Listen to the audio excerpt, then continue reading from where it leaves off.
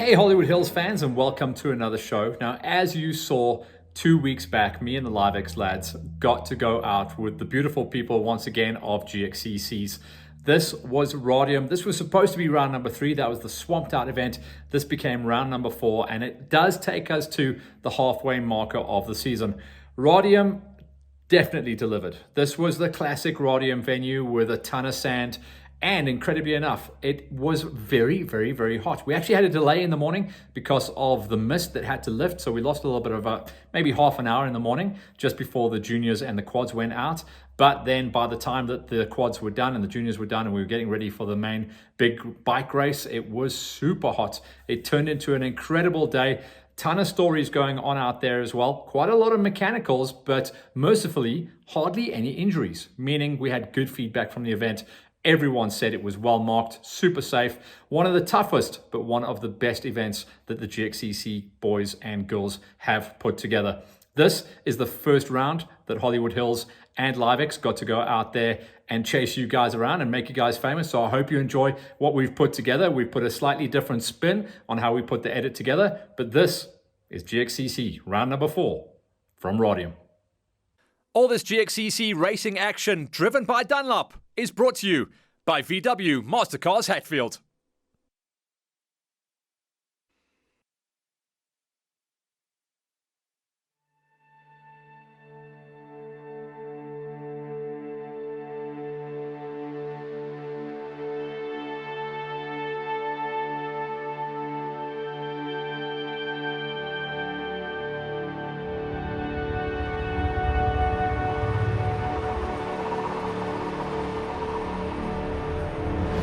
After a break of nearly 2 months due to the cancelled, or should I say postponed, round number 3 because of the big floods that came, it is now time to get back into racing and back to the classic race venue of Radium. Winter had rolled in, the mist had settled, and the morning session was going to be an interesting one. 220 riders made the trip up to the area just outside the back door of Bella Bella to go racing once again for round 4 of the 8-round GXCC Championship. After 2 months, it was going to be interesting to see what everyone brought to the game.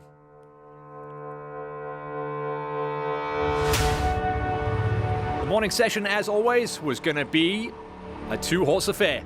Quaddies going out of the gate, and all of our junior category races. The riders' briefing gave a good story as the riders were treated to what was bound to be one of the best prepped courses of the season, or any season for that matter. With 2 months build-up, Vian had not been sitting on his hands. He'd done a ton of prep work to make sure this was going to be one of the best marked, best laid out, and best thought out tracks of the racing season.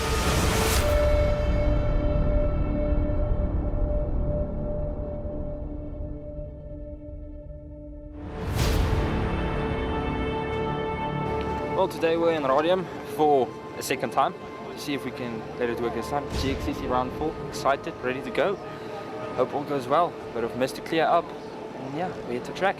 Yeah, look, we thought the dust was going to be a problem, but it looks like the mist has come to haunt us instead. But I'm sure in the next sort of 20 minutes, half an hour, it'll burn away. It'll be good. It's a bit misty, chilly, but I checked the weather. It should be around about 24 or so later on today, so it's going to be nippy in the morning and warm up evenly. Should be good. Quite sandy, a few rocks. Hopefully some nice slippery sections. Ek dink dit gaan baie lekker wees. Oeps, maar baie lekker, maar met die mis en die stof gaan ons moet veilig wees en ons moet maar net ons kyk waar ons ry, ons moet nie ry waar ons kyk nie, gaan dit vir ons goed gaan. We know this track as a very sandy track. I put the bigger tires on the bike today, so hopefully it helps for the belly not to rub all over. I'm looking at the second, third lap's going to be quite rough with all the sandy conditions as we know here, and dust is going to be a big factor as well. Look, I think by lap 3 and 4 our work is going to be cut out for us. It's going to whoop out. That's what it does out here. So it's going to be survival of the fittest. Not sure we're going to be there today, but we'll give it our best. Whole shot is very important in GXCC, and maintaining the front as well when you get the open air. but we'll see how it goes. It's going to be slippery off the line. There's obviously the Renegade in our class as well that always does good off the line with the four-wheel drive. So we'll see how it goes there, bud. With the mist lifted, the nerves were definitely jangling. It was time to go racing, with the small gate of the Q1s opening up the start procedure.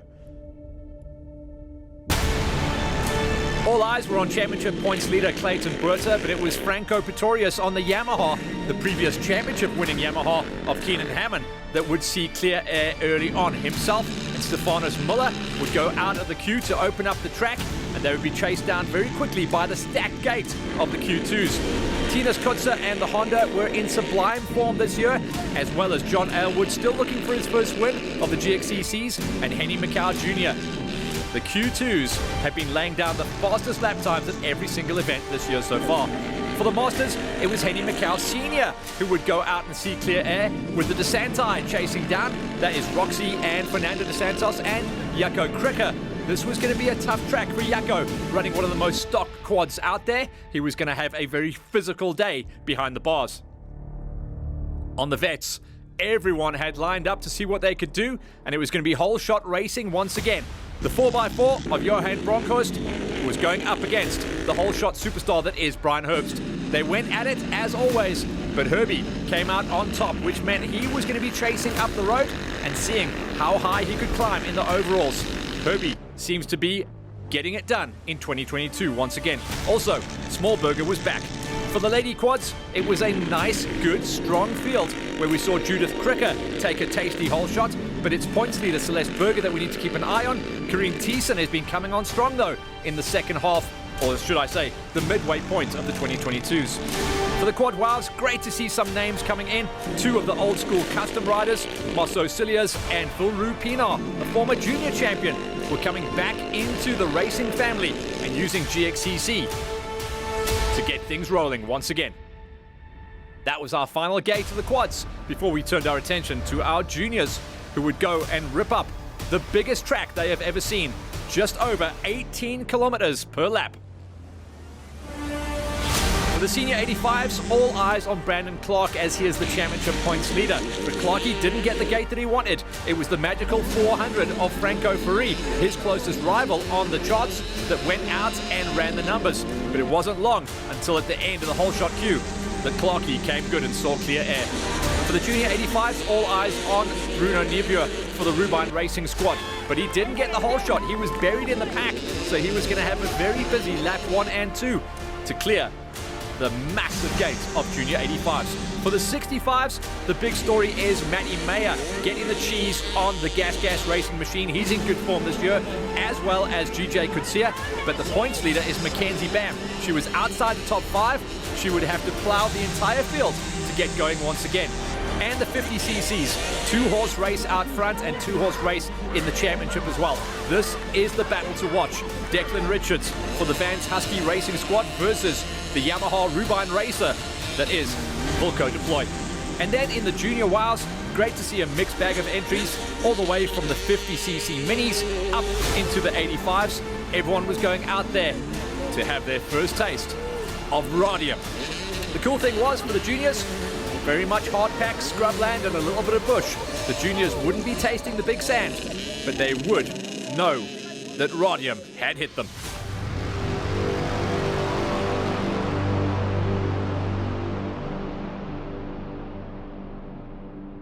Out on the track, Vian tells us what's in store. Talk to me about how the day is going to go. Obviously, we had that nice morning mist that's starting to lift now. For the juniors, let's chat about those guys. Yeah, for the juniors, like I said to you during the preview video, for them it's there's no thick sand or anything. It's going to be a lot of twists and turns through the thorn trees.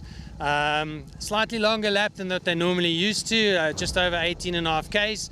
So good day for them out there with all the twists and turns. I think it's going to be a test of skill of who's going to be the quickest through the corners instead of who's the quickest in the straight line. And I think strategy as well. You're starting to get the kids used to that fueling strategy with the longer laps. Yeah, our dads have been coming up to me and said, I need to know exactly how long the loop is because we need to work out our fueling strategy. So yeah, well, I think they need to play it safe and rather see how much fuel they've used after the first lap and then plan it from there onwards.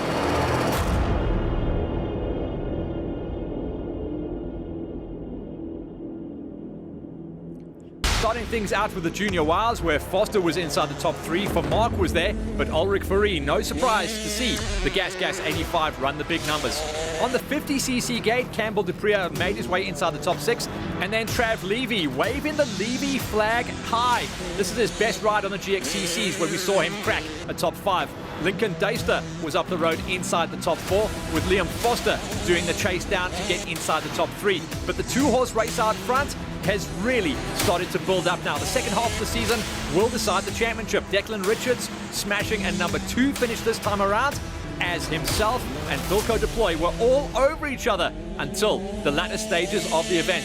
Eventually, Wilco started to stretch things out and got his big win. On the 65cc gate, Ewan Fourie was a top 5 finisher, and then number 4, Sean Teampont, getting a number 4 finish. She is coming incredibly strong this year. Liam Skeepers cracked away into the top 3. He kind of flies under the radar a little bit. Skeepers is coming good at the second half of the season.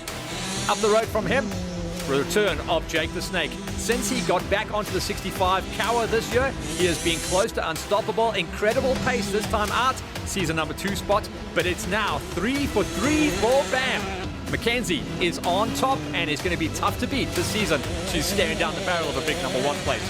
For the junior 85s, Willem Breuter inside of the top 5, showing how fast the 85s can go. Corbin Miller, good off the gate, good on the numbers as well. Number 4 finish for him. 3rd place, and it's the reigning 65cc champ who is definitely starting to grow into the 85cc gate.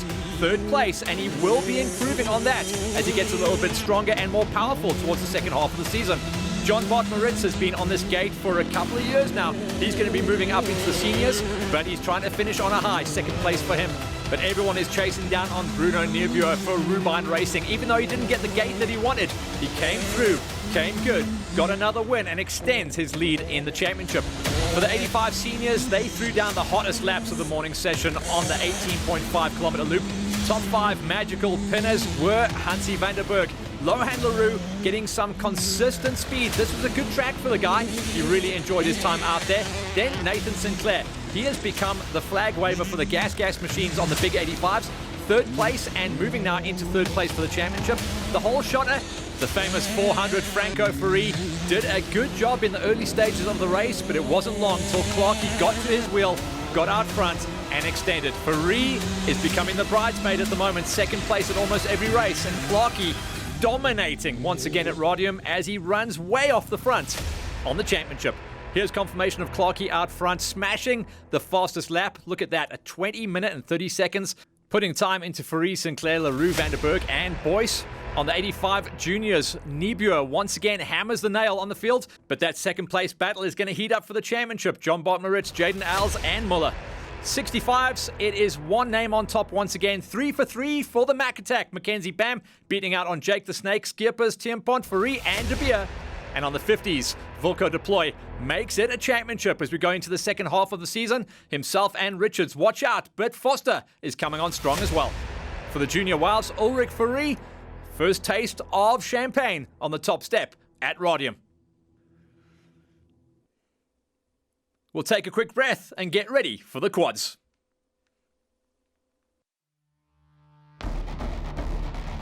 For the quaddies, good numbers on the quads for a start. That's nice to see. But that loop for them, those quad guys are going to be working hard today.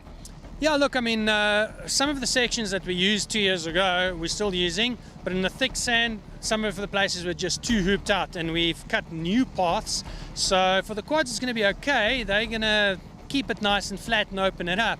But I think as soon as the two-wheelers start, they're going to dig it out, and it's going to get really bumpy and hoopy in the thick sand. Did I hear the magical 50, or is it just under? We had to change a small piece yesterday afternoon that was still too wet in the Flayland area. So we had to go around it, and it added a bit of extra distance. So I think we're going to be close on the 51, 52k mark. I've got my guys out there now just pre-running the route, and as soon as they come back with the GPS, we'll have an accurate number. Shout out to Radium, one of the classic race venues. Great to be back.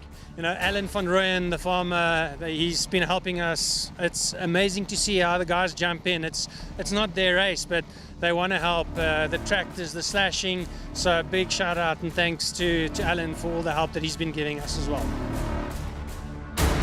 Formation flying for old school custom riders. Marceau Cilliers getting it over on his good China. Vilru Pinal this time out, but they will get faster as the season goes on as well. Pole shot in the quad ladies going to Judith Cricker, but she drops down to 5th place on the demanding track that was Radium. 4th place, and great to see the DeSanti coming out in full force. Candice gets the job done, 4th place ride, and she came home with a massive smile on her face. She definitely enjoyed toughing it out on one of the most demanding tracks on the circuit. Championship points leader Celeste Berger still doing what she has to do. 3rd place will keep her in the hunt, but she's going to have to climb the ladder as we go forward into the full second half of the season. Ursula Sveitler will have had a small advantage on the Polaris. Independent suspension will have kept her nice and seated and in control through the whoopie sections. 2nd place will see her climb the ladder in the championship point standings as well. And if you can believe it, one of the most stock quads out there on the ladies' gate, and Corrine Thiessen is on an absolute burner at the moment as she pulls the big win at GXCC number 4. She may well climb way high towards the end of the season as well. Watch out for her to take another couple of wins. In the quad veterans, we saw tasty lap times coming in from these lads. They had a tough day, believe me. Darby de Vet was out there for the Q-Con squad, and then Swace Blicknort, gotta love the fact that he keeps a mirror on his big 4x4 just to make sure he knows exactly where his competition is. 4th place for Swace. He was chasing up the road to see who was the fastest 4x4. It was the guy that is so strong off the gate, Johan Bronkhorst. The man from Rustenburg had a good day at the office until he didn't have a good day. A broken left handlebar definitely held him back. The quad, though, brought him home. 3rd place on points will help him out big time. Francois Berger, the reigning quad veterans inaugural champion from the 2021 season, is having to fight for his life this year. But 2nd place at this round shows that he is back to full fitness. In the quad veterans championship, though, for 2022, it is the Brian Herbst show. He has found his mojo once again. Good gates, great lap times, and another win out at the demanding terrain out in Radium. His lap times would have put him well inside the top 10 overall, so Herbie is back, firing on all cylinders once again. Came back, he said he absolutely loved the way things ran on the day. In the Quad Masters, a little bit further up the road, Fernando de Santos was in good shape early on, chasing down a top 3. Towards the end of the day, though, a puncher held him back, and he lost a ton of time in the latter laps. We said it was going to be a hard day for Jaco Krikker. Even though he's done some development on his quad, this was not a track that suited his more fluid riding style. It was aggressive, you had to ride hard, and Jaco's 3rd place will keep him in the hunt, but this was a tough day for the stock quadder. Roxy de Santos loves it tough. He always comes to life in the desert-style races. He's one of those guys that just loves it out there in the sand. Sand is what he got in spadefuls as well. Around about half of the course was all about sand, so Roxy came good. 2nd place, one of his best rides of the season. But it was the big Henny Macau Sr. Doesn't even look like he's trying half the time. Last season, he decided to come back and swing a leg on the big 700. Took a while to develop his riding style onto the higher bike, and he came good with another win once again. Comfortable and steady as you like, but fast and smooth is how you win the races. In the Q2s, great to see Henny Blicknort getting the numbers done up there with a number 5. The championship points leader, Rian Dick, was behind him. 6th place, a tough day for the championship leader. That's going to change things up as we roll forward into the Lakoa Lodge, which is going to be round number 5. Reinhard Rass, he had a couple of issues on the day. A couple of fallovers and a couple of overshoots, but he did recover himself quite nicely to get himself up there into a number 4. But it was a hard day for Rass, and he definitely is going to be feeling the pain from Radium for the rest of the season. Tinas Kotzer is so good at the moment. He really has found the sweet spot setup on the big 700cc Honda, and he looks like he's going to be a championship challenger. If his quad and his body can hold together, watch out for him to challenge for multiple top 3s for the rest of the season. Henny Macau Jr., one of the riders who is championing bringing up the hybrids. That is a 450 Honda, but he's racing in the Q2s because he wants that tough competition. 2nd place this time around. but he was in a dogfight all day long with this rider.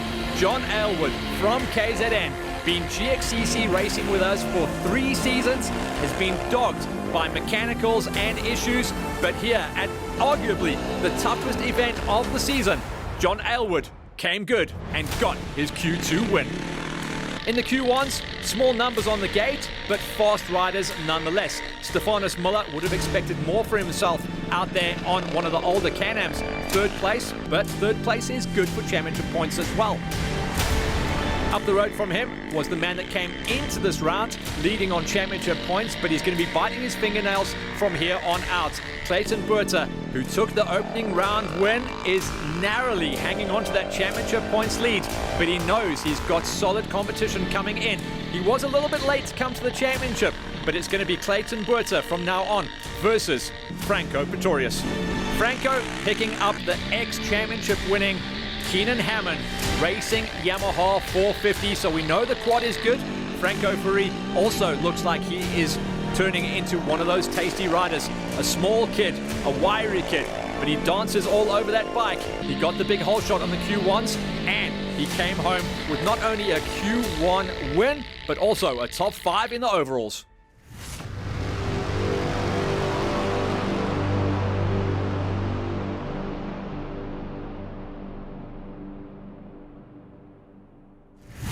Fastest guy on the day, though, on the quads was John Aylward, finally getting the monkey off his back and getting the GXCC win.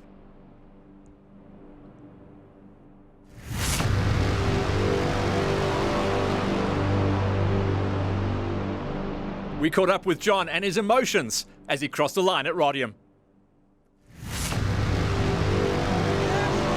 Relief was the key word of the day for this rider. John, banger of a race. I mean, I've stood here with Mikey and all the boys from KZN, and they are so pumped to see you finally land one of these things. Yeah, no, I'm so happy. Yeah. It was a tough race. Henny's gonna come in now. We were tight. Yeah, again, I'd just like to thank everyone that's with me and backs me. My girlfriend, my dad, Gert and Rena, Mark and them, the managers that let me do this, especially my dad who pays for all of this. You know, wouldn't be possible without him. Thank you. And yeah, everyone back home. I really enjoyed today. Yeah. What about the journey? Last 3 years, a lot of ups and downs, races that were there ready for you and just never landed. Yeah, hopefully all my bad luck's out the way. I think a lot of it is bike prep, spending time in the garage, getting the bike right. Yeah, especially today with the bike set up, and yeah, keeping the motor clean. Yeah, I don't know what to say with the bad luck, but today it's happened. Yeah. Working our way down the categories, Q1 for the 450s, Franco Pretorius starts to climb the ladder as he puts pressure on the championship for Clayton Buerta and Muller, who were picking up the pieces in 2nd and 3rd here. John Aylward celebrates his Q2 and first overall GXCC win at Radium, beating out on his closest rival, Henny Macau. The Masters is going to be an interesting story as well, as Henny Macau Sr. starts to pick up pace, putting time into Roxy DeSantos, Jaco Krige, and Fernando. In the quad veterans, it's the Brian Herbst show as he starts to pull away from the chasing pack. Francois Berger, the reigning champ, in 2nd, with Johan Bronkhorst, the first of the 4x4s, in 3rd place. For the ladies, Corrine Thiessen on a burner at the moment, putting time into Ursula Statler and the championship leader Celeste Berger. The ladies' title chase has just begun. And for the quad wows, Marceau Cilliers and Vilru Pinar round things out for the quaddies as we head to Lakoa Lodge for round number 5.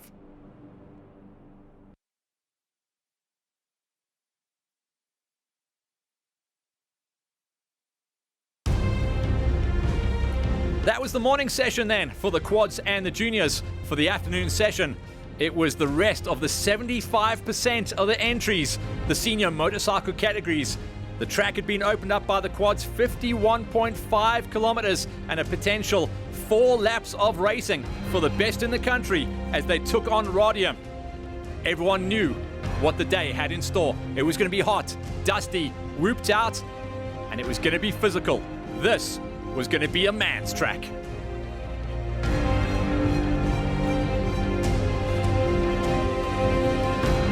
On the season, on the big dog OR1 450 gate, everyone has been chasing down on Mikey Pentecost, as he is almost unbeatable on this tour at the moment. But every dog has his day, and a lot of riders have been building the pace, and they want to take the fight to Magic Mike. When the flag dropped though, it was Magic who once again pulled the pin and got his franchise co-racing Kawasaki out front with another KZN rider who is starting to find his feet at the GXCCs. That's Gareth Cole, racing out of the sleepover Torquecraft Honda Racing squad. He slotted himself into a number 2 spot with Ruan Smith on the tracks racing Gas in third. The OR2 gate was Kieran Fitzgerald pulling the pin and getting the cheese. He got the whole shot air, and the war for second place had just begun on the whole shot queue. Devastator Devon Smith on the Vans Racing Husky and Scotty H on the second of the factory KTMs. That was going to be the war to watch. In the OR3s, Peter Karam, coming off his first ever national win just 1 week earlier, he got the cheese. He was chased down by Taki Bodgiodgis, Hayden Cole, John Buerta, and Gigi. That's Graham Criff. So we had a ton of fast young riders and a lot of manufacturers dicing things out inside of the top 5. High school, the 125 Screamers, once again, Joss Alexander, the whole shot machine, riding out of Bikers Warehouse, Husqvarna. He got it, and then it was Kurbis Bester, Björn Wenzel. Derek Karam, coming off his first ever national win just 1 week earlier at Freiburg, was buried in the pack, but he had good form, and he was going to chase his way through nice and early. For the seniors, Kenny G, riding out of Pepsi Plastics on the factory Kawa, got the numbers once again, but this time he had new blood. That was going to be Yanni Potkita on the VW Mastercars, big fire-breathing 500 KTM, and Marco Cocci. That was going to be the 1, 2s, and 3s, the lads that would no doubt run the fastest pace for the rest of the day. Wayne Farmer got the whole shot off the Masters gate, but coming into this round, he said he wasn't feeling 100%. It was Kurbis Jonk, the Viking, that all eyes needed to be on, as he was no doubt going to extend on this tough terrain. For the vets, Jeff Den and Ian Pepper went banging bars alongside Ernst Slabbert and Johan Bosch, and then back on the pro ladies gate, who had moved up in the starting queue order. Nicole Duplessis, the pocket rocket, got it, but early on, Leah Haygate pulled the pin, made the pass on her and Colin Nebua, and ran out front. When we went back onto the gate and picked up on all the Pro-Am categories, it was clear that this was going to be a wild race. Fitness, hydration, endurance, bike prep and bike setup, as well as tire and fueling strategy were going to be key points and buzzwords that will be spoken about for the next 3.5 hours. Everyone made their way out onto the track, and Radium's 51.5 kilometer track was there, waiting for all of them as they went out to see what they could do against Radium that would mark the halfway point of the GXCC 2022 Championship Racing Series.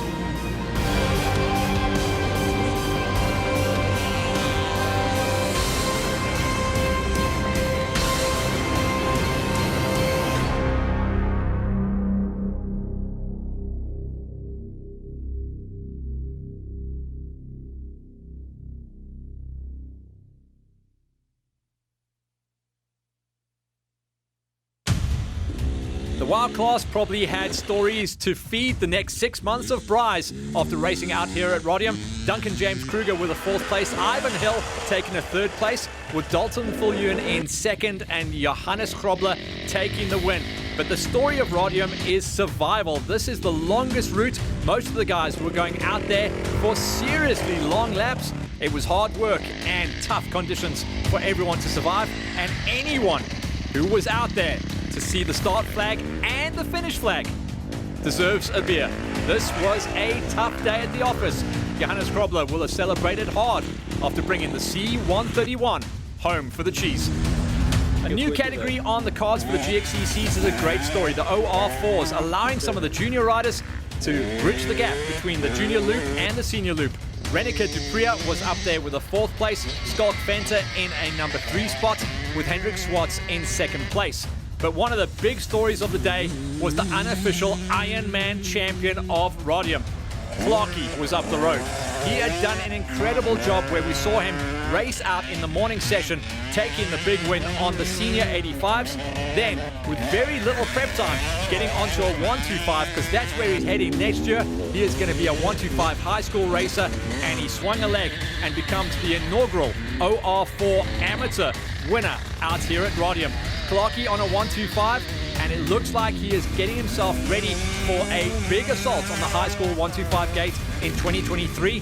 Clarkey put more saddle time in than anyone else on the day, with 2 incredible wins out at Radium. So cool to see this kid come good. For the ladies Pro-Ams, they started a little bit further down the field, so they were sucking dust in the early parts of the event. Melissa Faree brought her aging Husqvarna down to a number 3 spot. The would-be champion, Nell Delport, remember, it was her stablemate, Shady Krobler, who walked away with the big win and the championship last year. She came and moved up in the early part of the season into the pro ranks, leaving it wide open. Nell Delport in good shape this year, but second place at this round. She had to take a back seat.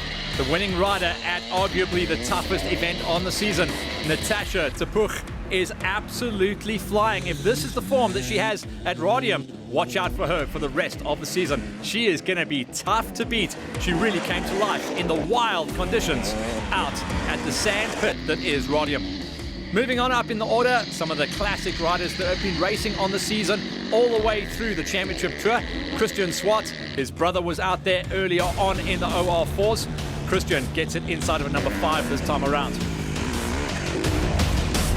Ooh, I love it when the guys see the camera and they decide that they are Supercross stars and go for the big hug.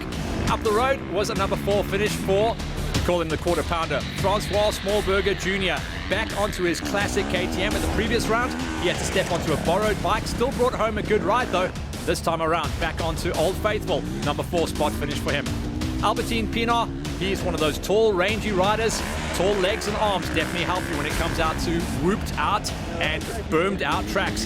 He found a good track for himself, and after a couple of months off racing, an incredible ride to see him inside of the top 3. Jandre Bosch, who's been racing almost every single weekend this year, and great to see him start to develop, coming off the 125 and moving a little bit further up, getting his taste for the 4-strokers and developing that 4-stroke style. Teek Harrower, similar situation. Last year and the year before, racing on one of the older CR250 smokers, getting picked up by the MCA factory Honda squad, and he is bringing it back for them as well. A tasty win, and a guy that is no doubt going to be chasing down the championship on this gate for the rest of the season. The OR2 Pro-Ams is going to be a busy one. You see a lot of the guys championing, getting on to the 354 strokes. 1 or 2 guys still loving the smokers, and they do say on sand, if you can keep that thing singing, it sits right on top. Benru Stratum was good enough to get himself up there into a number 5 spot, so he makes the show, and that's what everyone is chasing at the moment. Gav Young, he has been picked up by the Old School's custom squad. He's got the Yami 250 singing, and he loved this track. One of the tallest riders on the tour. He is sitting at around about 6'4", and he definitely is able to muscle that little Yami around. Had a great time out there. Stoffberger also knows what he's doing when it comes to technical terrain. So whooped out and chopped up tracks, he is very comfortable, and he actually came good towards the end of the race.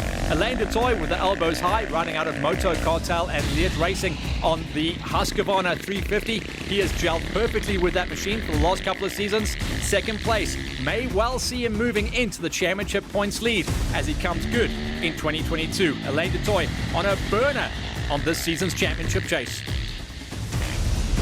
On the day, just 1 rider up the road. A little bit more experience, a little bit more comfortable in this kind of technical, tough, and exhausting terrain. Rickers Faree brought the C439 all the way to the tippy top, recording the fastest lap time on that gate. 53 minutes and 58 seconds for a 51.5 track that is not hanging around. The big bangers on the OR1 Pro-Ams had some big horsepower underneath them. Big Chris Homser from the VW Hatfield MasterCard squad had one of his best days in the saddle. Remember, it was only at the beginning of the season that he picked up the big 500, and he has developed his riding style around that. This was a good track for Chris, even though he said he really felt it. 5th place shows that he had the perfect day at the office. 4th place for Stian Cummings, just a little bit further up the road. Chris said he was actually with Stian most of the way through the first half of the day. Then Ashley Engelbrecht, even though he looked like he had some issues on the day, also a rider who develops as the race gets longer. Ashley will be happy with that 3rd place ride with his very relaxed riding style. Top 2 riders on the day, I wouldn't say they were light years ahead of the rest of the field. They just managed the race a little bit better, especially in those closing laps. Timmy Dreyer, rock solid as always in a number 2 spot. watch out for him as a potential championship threat. He doesn't seem to have a problem with any of the tracks we go out to. Henry Pretorius, very much in a similar mold as well, racing out of the Roost KTM squad, the 79. Found a very good track for him out at Radium, even though he said he faded a little bit towards the end. First place shows that he played the game correctly, brought it home, got the bacon and tasted the cheese. In the ladies' pro gate, the pocket rocket, the whole shot machine that is Nicole Duplessis, said she really got beaten up out there. One of the smallest riders out there, and still somehow manages to hang on to a 350. Third place for her keeps her in the championship hunt. Second place for, it just seems like second place is every single weekend for Colin Niebuhr at the moment, but her day will come. Remember, out at Pitt-Retief, not too much sand for them to practice in, so Carla will have been happy to have brought home a solid number 2 spot for the event, and will keep her in the number 2 spot for the championship. But it's Leah Haygate who once again is the dominant force. She was untouchable the whole way through the 2021 championship, had the perfect season, and this year, with the ladies now in the second half of the tour, starting a little bit further up the road, what Leah is looking for is lap times and seeing how high she can climb in the overalls. Her time on the day put her inside of the top 20 for the overalls, so she's in real good nick and not a woman anywhere in sight of her back wheel at the moment.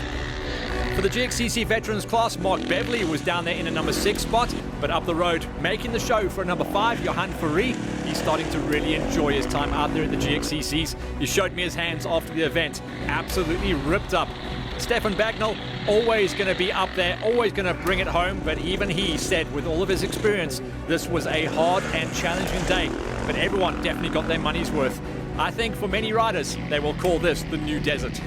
Sean Farrow, always going to be the top Suzuki man at the moment. Had a good setup on his bike and actually looked like he geared his bike correctly. There were some long straights, and if you're brave enough, you could hang off the back end of that. Farrow with a 3rd place. We'll see him now inside of the top 3 for the championship. Ernst Slabbert, who is coming off an early season injury where he had a massive problem a couple of rounds back. He's now back onto what looks like almost full pace. The 309 for Rubine Racing will have been down a little bit on legs and horsepower as he's still championing racing out of his 300 smoker, but up the road it was all about Jeff Den, the 311. He is unstoppable at the moment on the GXCC Veterans Gate. He had Ian Pepper to play with in the early stages, and once Pepper peeled off, it was the Jeff Den show as he runs way off the front in the race and on the championship standings for the veteran class. For the Masters, it's a slightly different affair. We're going to see a lot of chopping and changing on this title chase as we move forward into the rest of the season. Lawrence Lombard was up there with a number 5 finish, with Wayne Farmer recording one of his, by his very high standards, lowest finishes of the season. 4th place, and clearly the body is not back to where Wayne needs it to be, and on a tough track like Radium, just getting those 4th place points is how you play the long game in a championship. Warwick Van Schalkwyk, a similar situation. He got picked up in the midway point of the season, coming off a KTM and getting picked up by Harry, now riding out of the Franchise Co. Factory Racing Kawasaki squad. He got a national win the weekend before, but mechanicals held him back this time. 3rd place, he'll be happy to bring that home as he had to bow out early on. But staying in the race and staying out of trouble is what this guy is all about. Francois Swanepoel, riding out of Spherical Logistics on the Husqvarna, kept his nose clean, as he has done for the last couple of seasons, knows exactly what to do. Stays away from mechanicals, stays away from punches, doesn't push past that point of no return. 2nd place, we'll see him once again move up inside of the top 3 for the championship. But everyone is chasing down on the swinging axe that is the Viking. Kobus Jonk coming into this round as championship points leader with another win here at Radium, extends further out into the distance. Can anyone get on the back wheel of the Viking? Because he is in, once again, sublime form on the Bert Smith Racing Big 500. Staying with the age group categories and moving up into the seniors. Now 2022 seems to have been the arrival of Glenn Ramsden. Took a while to get used to and understand this crazy sport of cross-country racing, but he is burning up the laps and putting hours on the machines, racing everything that isn't nailed down, and it's showing. Glenn Ramsden, a rock-solid number 5 once again as he cements his position well inside the top 4 for the championship. up the road, and a rider who can simply turn his hand to anything that is two-wheel racing. He's been on the box at almost every single style of riding that you can count. Wiley Harrington was out there hanging off the back this time around, recording a number 4 finish. Yanni Potkita on the VW Mastercars Racing Hatfield KTM 500 was running with Kenny in the early stages, and then towards the end of the race started to make some mistakes out there, fading off the back to a 3rd place, but he still stays inside the top 3 for the championship.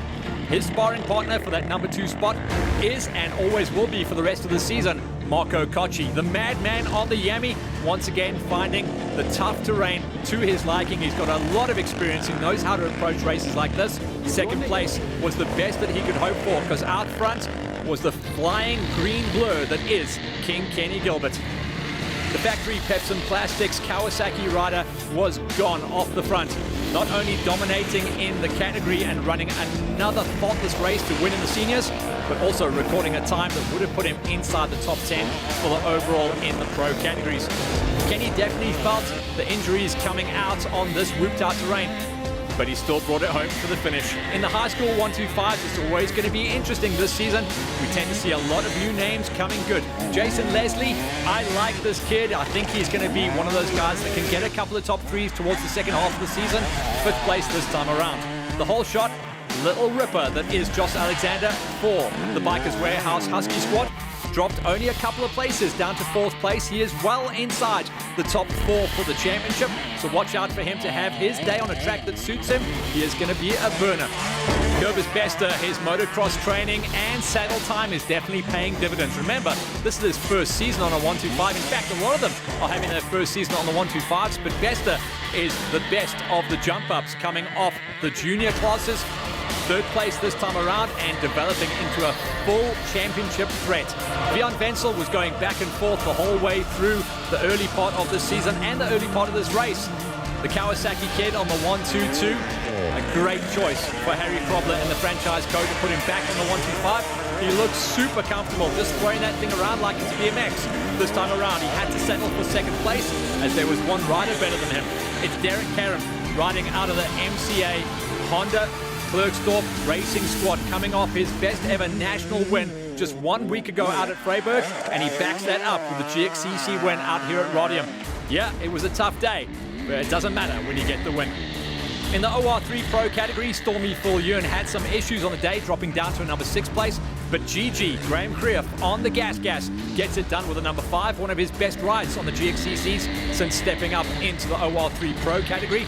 John Buerter, the reigning 125 high school champ from last year, looks like he's battling a little bit at the midpoint of the season. He's just off the box at the moment, 4th place. He'd have wanted a higher finish than that on terrain that he says suits his rangy riding style. Just stands up high and dances on the bike.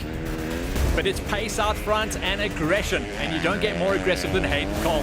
One of the smallest, lightest riders out there, so he really has to work on his bike setup to get the best out of his suspension. 3rd place on a challenging track, and it couldn't get more different than the KZN Midlands for Hayden Cole. 3rd place on this terrain is a good finish, but Taki Bodjodges looks like he brought that old school feel back. Remember, back in the day, he was a classic 250cc Or3 multiple champ, and he has taken wins out at Radium. He remembered all that muscle memory and brought it back. The 222 racing out of Pepsi Plastics on the factory Kawa, one of his best rides of the season. 2nd place, but it was hard to fight against the thunder that is Matty Wilson. The factory KTM brother leader tread rider is near on unstoppable in the 2022 championship. Not only was it a big win in the Or3 Pros to extend his championship points lead, but also an impressive 4th place overall on what many were calling a high-speed horsepower track. Matty is going to be hard to beat once again for the second half of the tour. Checking out the top 5s in the Or2 Pros, it's our reigning Or2 Pro-Am champion from last season, Brad Burrell, who does a good ride of things. Incredible to see a smoker getting all the way up inside the top 5 on the Pro Gate. Carl DeToy, also one of the big surprise packages of the season, showed what he could do in the early part of the tour, but here at Radium, his best ride to date, the C171, DeToy, 4th place, and everyone is now watching this kid who arrived on the radar. The Devastator, as always, slapping the berms the whole way through. but just couldn't run with the pace of the two factory boys. Devin Smith, though, riding out of the Vans Racing Husky squad, the Devastator. Third place will keep him in the hunt. He was, as always, spectacular as ever as he ripped up the terrain at Radium.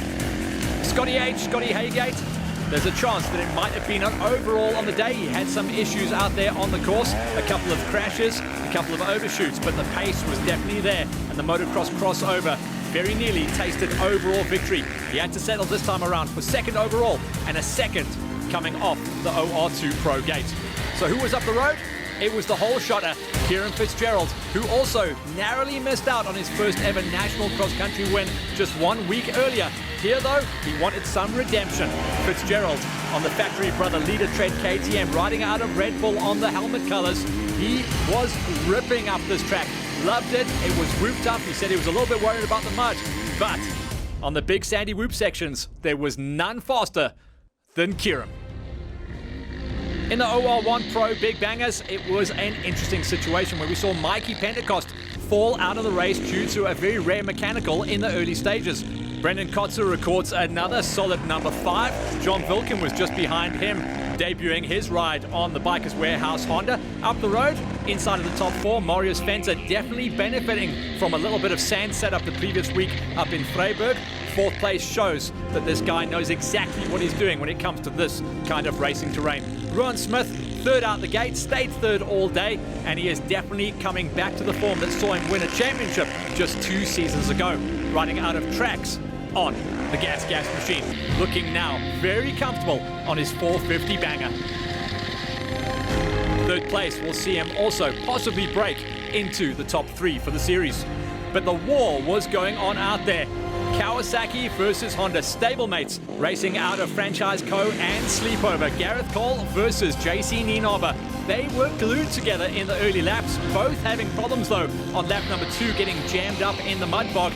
It was Nienaber that got out quickest, but Gareth Cole second place, and that finish will see him move up with the demise of Mikey Pentecost at this round to a first place in the series. But it's JC Nienaber who is on the pin at the moment. Couple of mistakes and almost massive crashes for Cody though, as he pushed hard to try and get back onto the wheel of the Kawasaki. It was an incredible race to watch, but in the last lap, JC pulled the pin, and it looked like he's been on that Kawasaki for about 2 seasons. Oh so comfortable, and a big win at Radium.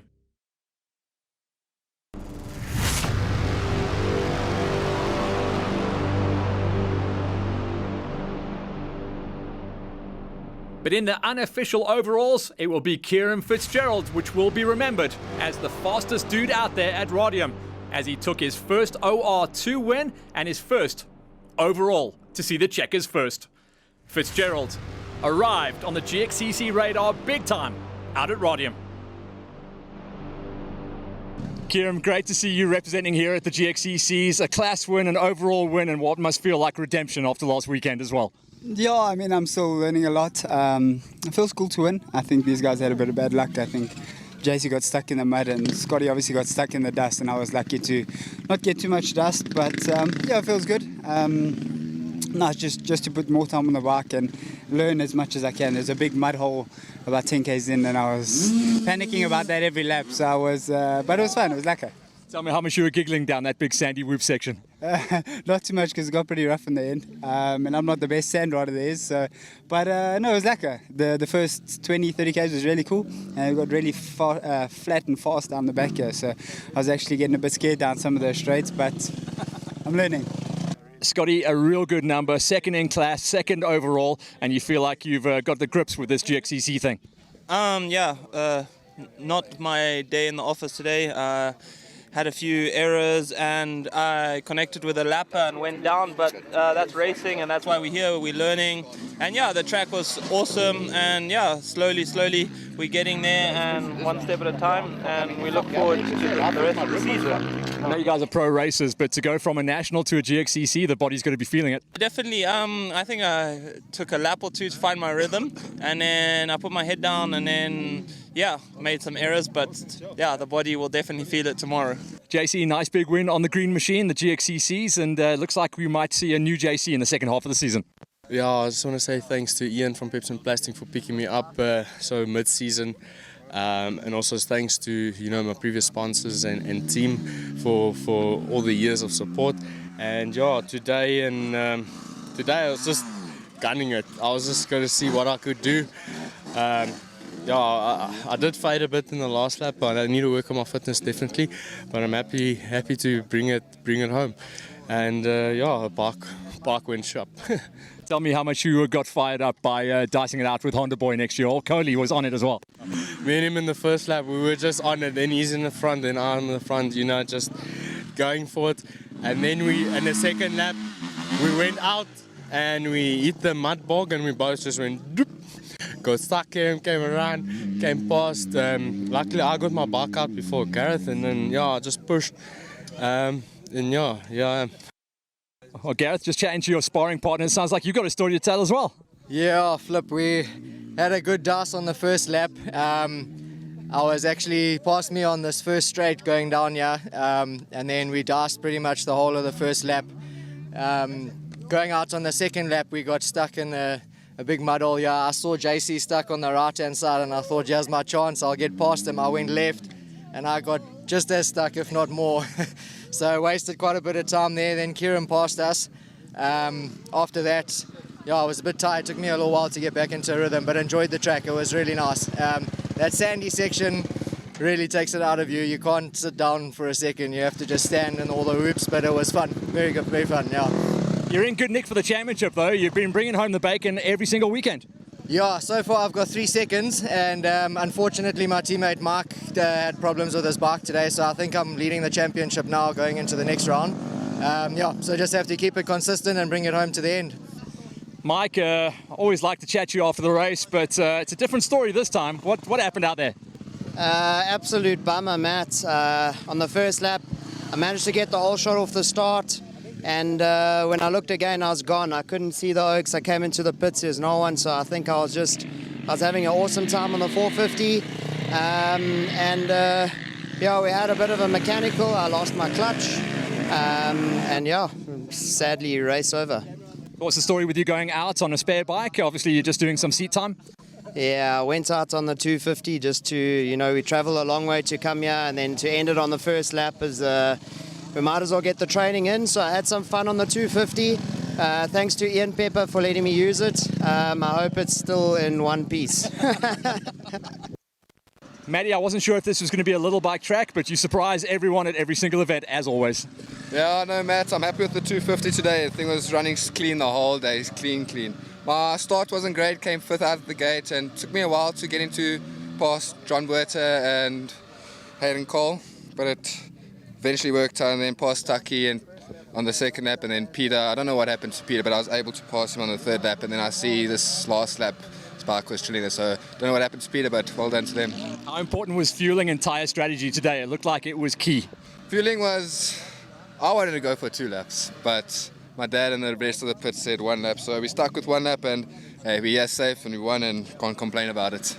Dee, it looks like at the halfway marker of 2022, you've arrived. A great result last weekend at the Nationals, another big win at the GXCCs.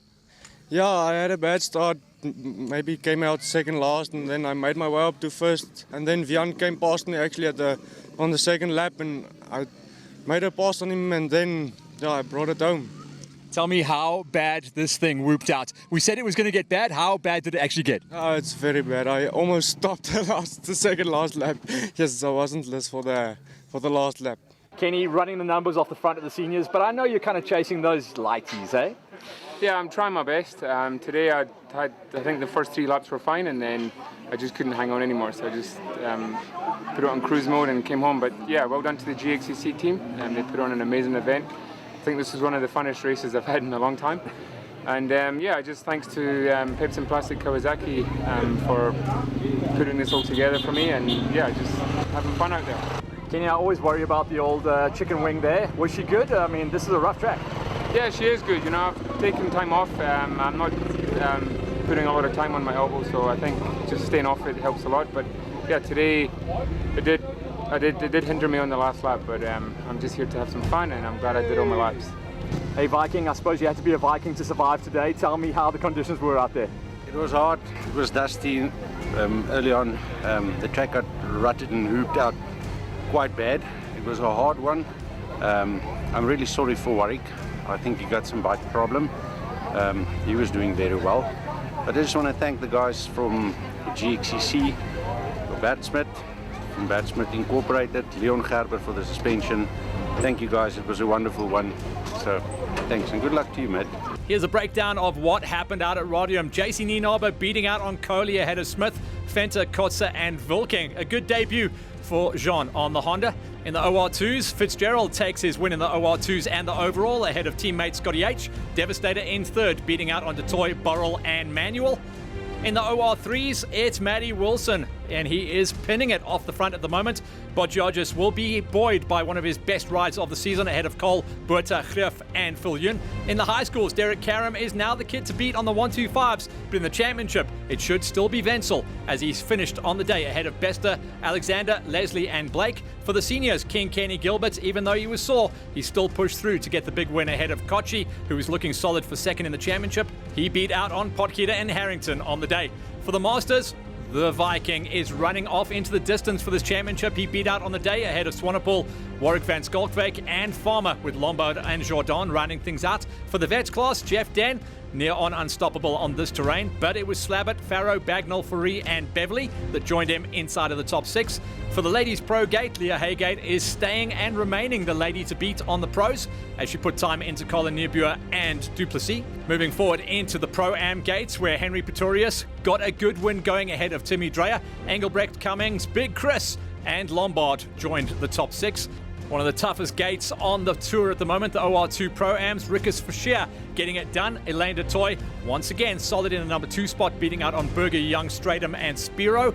In the OR3 Pro-Ams, Teek Harrower has started to become a championship player as he wins out at Radium, putting time into Bosch, Pinar, Smallberger Jr., Swats and Kutzer.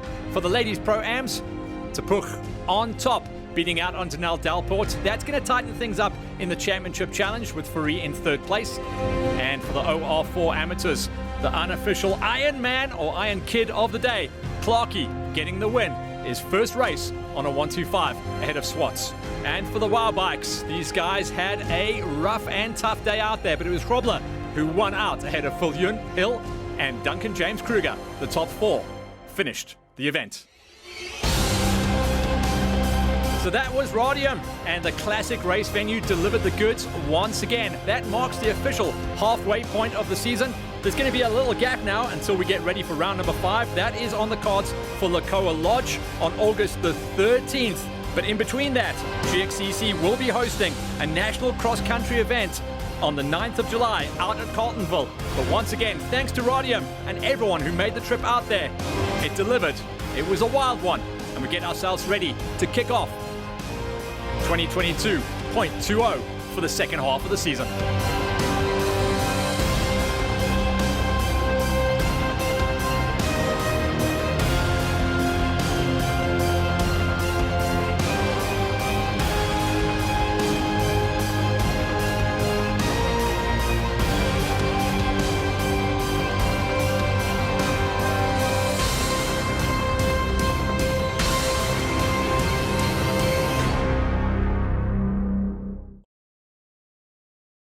All of this GXCC, driven by Dunlop Racing action from Radium, was proudly brought to you by VW Mastercars Hatfield.